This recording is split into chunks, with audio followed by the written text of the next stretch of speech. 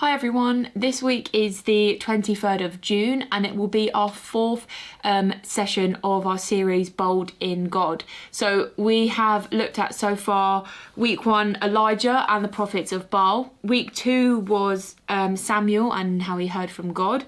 And last week we looked at Shadrach, Meshach and Abednego in the fiery furnace. So we've looked a lot at people that were really bold in their faith and stood up for what they believe. And we're going to continue this for our last week looking at Paul and Silas.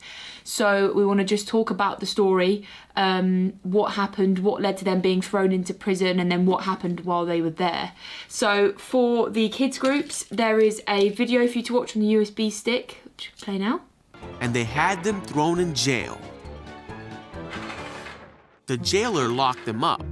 Oh, man. And then explorers, you can read from my big story, so send this in your box. You'll be reading from page 248, Escape by Earthquake. So you can read through that with the younger ones. We just want them to understand and know the story and talk about being bold and standing up for their faith and talking about worship as well.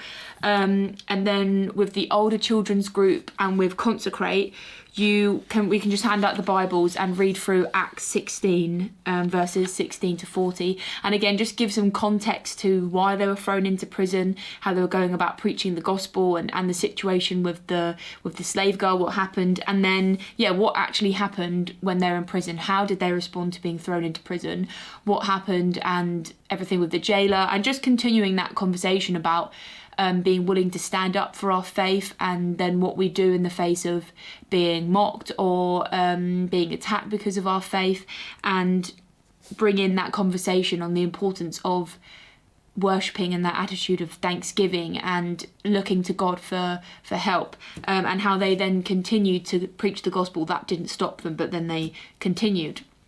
So that's going to wrap up our Bold in God series. Before next week, we will move on to 4 weeks of God's Animal Kingdom, or for Consecrate Learning Through Nature, and then it will be summer. So for the craft today, you might have used this craft before, but we're just going to bring it back. Dave's been really busy making loads of really cool craft for the party and for the summer book. So we're just going to bring this one back as a template in your box. Just need to cut out around the castle, fold it. It is quite fiddly.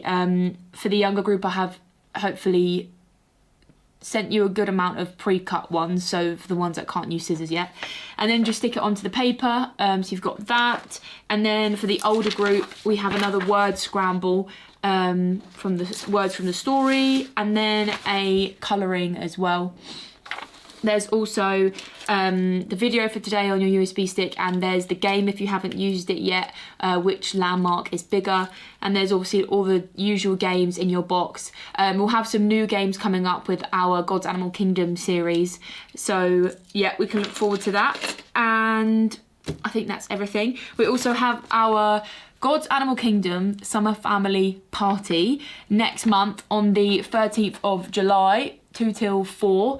So please, I'll send a bunch of these in your box, so please give these out to the children, to the parents. They can invite friends, and it's a great opportunity for them to bring friends that don't know God into church, and we'll have lots of fun, craft, a stage time again. So that's on the 13th of July, 2 till 4. And if you would like to help out, then that would be amazing, so please let me know. If you have any questions, please let Dave or I know. Any feedback is always really helpful, and I hope you have a great week.